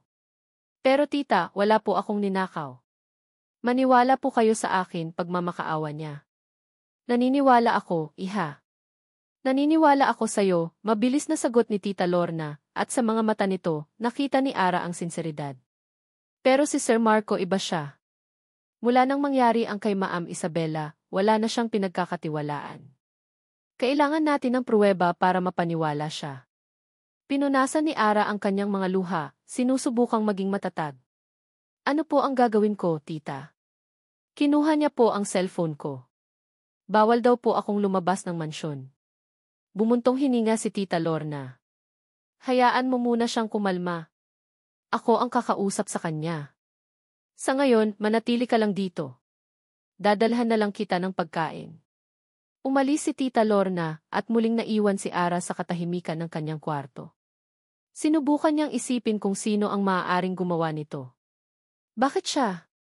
Wala siyang kaaway dito. Maliban na lang kung naalala niya si Cynthia. Ang matamis nitong ngiti. Ang pagiging mausisa nito tungkol sa buhay ni Ma'am Isabella. At ang sinabi nito kay Sir Marco na nakita siya malapit sa opisina. Siya ang naglaglag sa kanya. Pero bakit? Maya-maya pa, bumalik si Tita Lorna, dala ang isang tray ng pagkain. Ngunit ang mukha nito ay balisa. Kinuha ni Sir Marco ang cellphone mo, sabi nito, iniabot ang tray kay Ara. At nag-utos siya sa mga guard na huwag kang palabasin ng gate. Mahigpit ang bilin niya. Nawalan ng ganang kumain si Ara. Ang kaninang takot ay napalitan ng pakiramdam ng kawalan ng pag-asa. Nakakulong siya. Walang paraan para tumawag sa pamilya, walang paraan para humingi ng tulong sa agency. Mag-isa lang siya. Tita, paano na po ako? Tanong niya, ang boses ay halos pabulong na lang. Umupo si Tita Lorna sa tabi niya. Magtiwala ka lang, iha. Lalabas din ang katotohanan. Habang nag-uusap sila, isang anino ang dumaan sa labas ng bintana. Mabilis itong naglaho, ngunit nahagip ito ng mga mata ni Ara. Si Cynthia. Nakatayo ito sa di kalayuan, sa ilalim ng isang puno, may kausap sa cellphone. Hindi marinig ni Ara ang sinasabi nito, ngunit ang ekspresyon sa mukha nito ay hindi na ang ekspresyon ng isang maamong kasambahay. May kislap sa mga mata nito, isang kislap ng tagumpay. At nang magtama ang kanilang mga mata mula sa malayo, isang malamig na ngiti ang gumuhit sa mga labi ni Cynthia bago ito mabilis na tumalikod at umalis. Kinilabutan si Ara. Alam na niya. Hindi ito aksidente. Hindi ito pagkakataon lang. Si Cynthia. Siya ang may pakana ng lahat. Sa kabilang banda ng mansyon, sa loob ng kanyang madilim na opisina, kausap ni Marco ang kanyang abogado sa telepono. Ang boses niya ay kalmado at kontrolado, ngunit puno ng matigas na desisyon. Yes, understand the implications, David, sabi ni Marco sa kausap. But have a strong suspicion. The new caregiver and no. She fits the profile. Desperate for money. May sinabi ang abogado sa kabilang linya. No, not yet. I want to conduct my own investigation first. I've already confined her to the property and confiscated her phone. I want to find the drugs myself before we involve the authorities. It's cleaner that way. Hindi alam ni Marco, sa labas lamang ng pinto ng kanyang opisina, nakikinig si Ara. Itinulak siya ng kanyang desperasyon na suwayin ang utos ni Tita Lorna. Kailangan niyang malaman kung ano ang plano ni Sir Marco. Kailangan niyang marinig ito para sa kanyang sarili. Nakatayo siya sa madilim na pasilyo, ang kanyang likod ay nakasandal sa malamig na pader, ang kanyang kamay ay nakatakip sa kanyang bibig para pigilan ang anumang tunog. At ang mga salitang narinig niya ay tumago sa kanyang puso na parang isang kutsilyo. Prepare the paperwork, David. I think we have a drug thief on our hands. Napapikit si Ara. Ang huling sinag ng pag-asa ay tila namatay. Para kay Sir Marco, siya na ang may sala. Ang kanyang hatol ay naibigay na. Ngayon, kailangan na lang niyang hintayin ang kanyang pagbagsak. Araw at gabi, ang mga monitor sa opisina ni Marco ang nagsilbi niyang mga mata. Ang bawat galaw ni Ara ay kanyang sinusubaybayan, naghahanap ng kahit anong senyales, kahit anong maliit na pagkakamali na magpapatunay sa kanyang hinala. Ngunit habang tumatagal, imbes na makahanap ng ebidensya, lalo lang siyang naguguluhan. Sa monitor 2, nakikita niya si Ara na naglilinis sa hardin kasama si Tita Lorna. Ang mga galaw nito ay mabagal, ang mga balikat ay nakayuko. Hindi ito ang kilos ng isang tusong kriminal na nagpaplano ng susunod na hakbang. Ito ang kilos ng isang taong dinadala ang bigat ng buong mundo. Naiinis si Marco sa sarili niya. Bakit niya pinapansin ang mga ganitong bagay? Dapat ay galit ang nararamdaman niya, hindi awa. Kumatok sa pinto. Pumasok si Cynthia, ang kanyang mukha ay puno ng peking pag-aalala. Sir, pasensya na po sa abala, sabi nito, ang boses ay mahina. Gusto ko lang po sanang ibigay ito. Nakita ko po kasi malapit sa kabinet ng gamot noong isang araw. Baka po makatulong. Inilapag ni Cynthia sa mesa ang isang maliit na plastic bag, sa loob nito ay isang pilak na hair clip na may disenyong bulaklak. Simple lang ito, ngunit pamilyar. Ito ang hair clip na suot-suot ni Ara noong unang araw nito. Salamat, Cynthia. Makakaalis ka na, sabi ni Marco, hindi ipinapahalata ang epekto sa kanya ng bagong ebidensya. Nang makaalis si Cynthia, tinitigan ni Marco ang hair clip. Isa na namang piraso na nagtuturo kay Ara. Napaka-perpekto. Masyadong perpekto. Kinabukasan, habang nag-ikot si Marco sa labas, aksidenteng inabangga siya ni Cynthia. Ay, sorry po, sir, sabi nito, habang pinupulot ang mga basurang nalaglag mula sa dala niyang trash bag. Naku, pasensya na po talaga. Sa pagmamadali nitong magpulot, isang papel ang tila sinadyang iwan sa sahig. Isang resibo. Isang resibo ng money transfer. Isang malaking halaga, ipinadala sa isang Elena Reyes sa Pilipinas, sa isang araw pagkatapos mawala ang gamot. Dinampot ito ni Marco. Ito na. Ito na ang pruweba na kailangan niya. Ang motibo. Ang pera.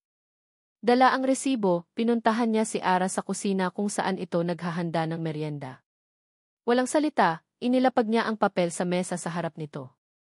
Ano to? Tanong niya, ang boses ay malamig. Tiningnan ni Ara ang resibo. Kumunot ang noo niya at pagkatapos ay umiling.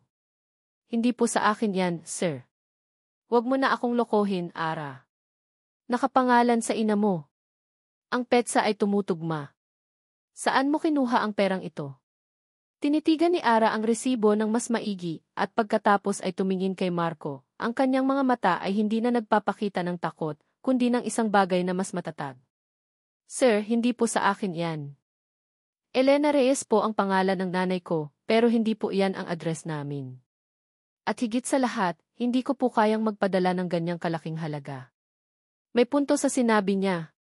Ang halaga sa resibo ay higit pa sa isang buwang sahod niya. Ngunit maaaring bahagi lang iyon ng perang nakuha niya mula sa pagbebenta ng gamot. Patutunayan ko yan, sabi ni Marco, kinuha ang resibo at umalis. Ngunit sa kanyang pag-alis, may isang bagay sa mga mata ni Ara na tumatak sa kanyang isipan. Hindi ito ang mga mata ng isang sinungaling na nahuli. Ito ay ang mga mata ng isang taong nasasaktan sa isang akusasyon na hindi totoo. Kinagabihan, hindi mapakali si Marco. Ang lahat ng ebidensya, ang testimonya ni Cynthia, ang hair clip, ang resibo, ay lahat nagtuturo kay Ara. Ngunit ang kanyang instinct, ang kanyang pakiramdam na matagal nang natutulog, ay nagsasabing may mali. Bigla siyang nakaramdam ng matinding pananakit ng ulo, sinundan ng panginginig ng buong katawan. Nilalagnat siya. Bumagsak siya sa sofa sa kanyang opisina, ang paningin niya ay nanlalabo. Sinubukan niyang abutin ang kanyang cellphone para tawagan si Tita Lorna, ngunit wala siyang lakas.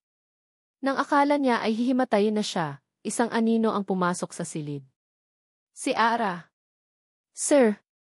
Sir Marco, okay lang po kayo, narinig niyang tanong nito, ang boses ay puno ng pag-aalala. Hindi niya alam kung paano ito nakapasok. Hindi niya alam kung bakit ito naroroon. Ang alam niya lang ay may isang malamig at basang bimpo na idinampi sa kanyang noo. Ang pakiramdam ay nagdulot ng kaunting ginhawa. Tita Lorna, umuwi po muna sa bayan. May emergency daw po sa pamilya niya, paliwanag ni Ara, habang inaayos ang kumot sa kanya. Nakita ko pong bukas ang ilaw dito kaya sinilip ko po kayo. Buong gabi, hindi umalis si Ara sa kanyang tabi. Pinapalitan nito ang bimpo sa kanyang noo, pinapainom siya ng tubig, at binabantayan siya. Walang salita, walang reklamo. Isang kilos na puno ng sinserong pag-aalaga na hindi niya naramdaman sa loob ng mahabang panahon. Sa kalagitnaan ng gabi, sa gitna ng kanyang pagkahilo, nagising ang diwa ni Marco. Hindi niya iminulat ang kanyang mga mata, ngunit nakikinig siya. Narinig niya ang mahinang boses ni Ara. Hindi ito nagsasalita sa kanya. Nagdarasal ito.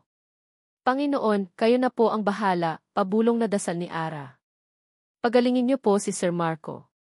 Kahit po galit siya sa akin, sana po maging okay siya. At sana po tulungan niyo akong mapatunayan na wala akong kasalanan. Bigyan niyo po ako ng lakas. Ang mga salitang iyon, puno ng sinseridad at pananampalataya, ay tumago sa pader ng yelo na bumabalot sa puso ni Marco. Ito ba ang dasal ng isang magnanakaw? Ito ba ang mga salita ng isang taong may masamang intensyon? Sa unang pagkakataon sa loob ng 3 taon, naramdaman ni Marco ang isang bagay na matagal na niyang kinalimutan. Pagdududa. Pagdududa hindi kay Ara, kundi sa kanyang sarili. Sa kanyang sariling paghusga. Ilang araw nang parang anino si Ara sa mansyon. Ang bawat kilos niya ay tila binabantayan, hindi lang ng mga security camera, kundi ng mapanuring mga mata ni Sir Marco. Ang pag-aalaga niya rito noong gabing nilagnat ito ay hindi nagpabago sa sitwasyon. Malamig pa rin ang pakikitungo nito, bagamat hindi na kasing tindi ng dati ang galit sa mga mata nito. Ngayon, napalitan ito ng isang bagay na mas mahirap basahin, pagkalito. Ang tanging kanlungan niya ay ang mga sandaling wala si Sir Marco at si Cynthia. Ang tanging kakampi niya ay si Tita Lorna, nakadarating lang mula sa biglaang pag-uwi sa bayan. Isang hapon, habang nagkakape sila sa kusina, hindi na napigilan ni Ara ang bigat sa kanyang dibdib. Tita, hindi ko na po alam ang gagawin ko, sabi niya, ang boses ay nanginginig. Araw-araw, parang lalo akong nababaon sa kasalanang hindi ko naman ginawa. Hinawakan ni Tita Lorna ang kanyang kamay. Huwag kang mag-alala, iha. Alam kong mabuti kang tao. Lalabas din ang totoo. Pero paano po? Si Sir Marco, kumbinsido na ako ang kumuha. At si Cynthia. Tita, sigurado po ako na siya ang may pakana ng lahat. Tumango si Tita Lorna, ang kanyang mukha ay seryoso. May hinala na rin ako dyan, Ara. Masyado siyang perpekto. Masyadong masunurin. At napapansin ko, laging nagtatanong tungkol sa nakaraan. Lalo na tungkol kay Ma'am Isabela. Naalala ni Ara ang mga sinabi ni Tita Lorna noon tungkol sa asawa ni Sir Marco. Tita, ano po ba talaga ang nangyari kay Ma'am Isabela? Sabi niyo po, simula noon, nagbago na si Sir Marco. Bumuntong hininga ang matanda, tila nag-aalangang magkwento. Tumingin ito sa paligid para siguraduhin sila lang ang naroroon. Ang alam ng lahat, namatay si Ma'am Isabela dahil sa sakit, mahinang sabi ni Tita Lorna. Pero ang totoo, mas malalim pa roon ang sugat na iniwan niya kay Sir Marco. Hindi lang katawan niya ang may sakit, kundi pati ang puso niya. Nagtaksil siya, Ara. Nanlaki ang mga mata ni Ara. Mayroon siyang ibang lalaki, pagpapatuloy ni Tita Lorna. At hindi lang yon. Nagnakaw siya ng malaking halaga sa kumpanya para ibigay sa lalaking iyon. Nalaman lahat ni Sir Marco. Ang aksidenteng ikinamatay niya. Papunta siya noon sa lalaki para tumakas na. Kaya ganyan na lang katindi ang galit ni Sir sa pagnanakaw at pagtataksil. Dahil naranasan na niya ang pinakamasakit na klase nito mula sa taong pinakamamahal niya. Ngayon, naintindihan na ni Ara ang lahat. Ang lalim ng galit ni Sir Marco. Ang kawalan nito ng tiwala. Ang pader na itinayo nito sa paligid ng kanyang puso. Hindi lang siya isang ordinaryong kasambahay sa mata nito, isa siyang paalala ng isang masakit na nakaraan. Kaya dapat, mag-ingat ka kay Cynthia, iha, babala ni Tita Lorna. May kakaiba sa mga ngiti niya. Parang may tinatagong galit sa likod ng mga iyon. Ang mga salita ni Tita Lorna ay nagbigay kay Ara ng kaunting lakas. Hindi na siya nag-iisa sa kanyang hinala. Mayroon na siyang kakampi.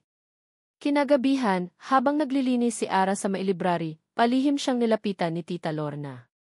May iniabot itong isang bagay na nakabalot sa panyo. Ano po ito, tita? Isang lumang cellphone, pabulong na sagot ng matanda. Walang internet, pero pwedeng pantawag at text. Itago mo yan. Para kung may mangyari, may paraan ka para makahingi ng tulong. Huwag mong hahayaang makita yan ni Numan, lalo na ni Cynthia. Niyakap ni Ara si Tita Lorna. Salamat po, tita. Maraming salamat po. Habang itinago ni Ara ang cellphone sa kanyang bulsa, narinig niya ang boses ni Cynthia mula sa di kalayuan. Mabilis silang naghiwalay ni Tita Lorna. Nakita ni Ara si Cynthia na may kausap sa sarili nitong cellphone, nakatalikod sa kanya. Malapit na, narinig ni Ara na sabi ni Cynthia. Konting tiis na lang. Titiyakin kong magbabayad ang pamilya de Villa sa lahat ng ginawa nila. Lalo na siya. Kinilabutan si Ara. Kanino kaya nakikipag-usap si Cynthia? At ano ang ibig sabihin nitong ipagbabayad? Malinaw na hindi lang ito tungkol sa pagnanakaw ng gamot. May mas malalim na dahilan sa likod ng lahat. Itinago niya ang kanyang sarili sa likod ng isang bookshelf. Ang puso niya ay kumakabog ng malakas. Kailangan niyang malaman ang totoo. Hindi lang para linisin ang pangalan niya, kundi para na rin balaan si Sir Marco sa panganib na hindi nito nakikita. Nang matapos ang tawag, naglakad si Cynthia palayo na parang walang nangyari. Ngunit ang mga salitang narinig ni Ara ay nanatili sa hangin, isang malagim na pangako. Ang babaeng iyon ay hindi lang isang simpleng magnanakaw. Isa siyang ahas na naghihintay ng tamang pagkakataon para tumuklaw. Mag-iisang linggo ng impyerno ang buhay ni Marco. Ang mansyon na dati niyang kanlungan ay naging isang korte, at siya ang hukom, taga-usig, at hurado. Ngunit sa bawat araw na lumilipas, ang kaso na binuo niya laban kay Ara ay unti-unting gumuho sa kanyang isipan. Ang mga ebidensya ay nandoon, ang hair clip, ang resibo, ang testimonya ni Cynthia. Ngunit ang kilos ni Ara ay salungat sa lahat ng ito. Ang sinserong pag-aalaga nito noong nilagnat siya. Ang mga dasal na narinig niya. Ang paraan ng pagtingin nito sa kanya, hindi na takot, kundi isang tahimik na pagkadismaya, na para bang siya ang nakagawa ng malaking pagkakamali. Idagdag pa ang babala ni Tita Lorna kanina. Sir, mag-ingat po kayo kay Cynthia. Masyado siyang interesado sa nakaraan. Isang simpleng pangungusap, ngunit sapat na para magtanim ng panibagong binhi ng pagdududa sa isip ni Marco. Dahil sa hindi mapakaling pakiramdam, nagkulong siya sa kanyang opisina. Kailangan niyang balikan ang lahat mula sa simula. At ang tanging testigo na hindi nagsisinungaling ay ang mga security camera. Inumpisahan niya sa gabi kung kailan nawala ang gamot. Paulit-ulit niyang pinanood ang mga recording mula sa iba't ibang anggulo. Nakita niya ang sarili niyang abala sa trabaho. Nakita niya si Tita Lorna na nag-iikot bago matulog.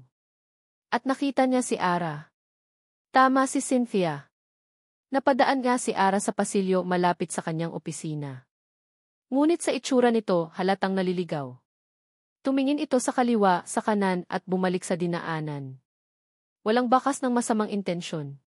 Pagkatapos, pinanood niya ang recording kung saan kausap niya si Cynthia. Nakita ko po kasing palingalinga si Ara sa may pasilyo malapit dito sa opisina ninyo kagabi. Sabi ni Cynthia sa video, ang boses ay puno ng peking pag-aalala. Tinanong niya kung nasaan ito noong mga oras na iyon. Nasa kusina po ako, sir. Naghahanda po ng almusal para kinaumagahan, sagot nito. Pinuntahan ni Marco ang footage mula sa kamera ng kusina sa eksaktong oras na sinabi ni Cynthia. Wala siya doon. Walang tao sa kusina noong mga oras na iyon. Nagsinungaling si Cynthia. Isang maliit na kasinungalingan, ngunit para kay Marco, ito ay isang malaking bitak sa pader ng kredibilidad nito. Muli niyang binalikan ang footage sa pasilyo. Paulit-ulit. Fast forward.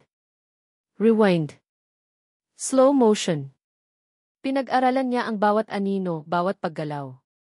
At doon, sa isang sulok na hindi masyadong abot ng ilaw, sa pagitan ng pagdaan ni Ara at ng pag-ikot ng security guard, may isang bagay siyang napansin.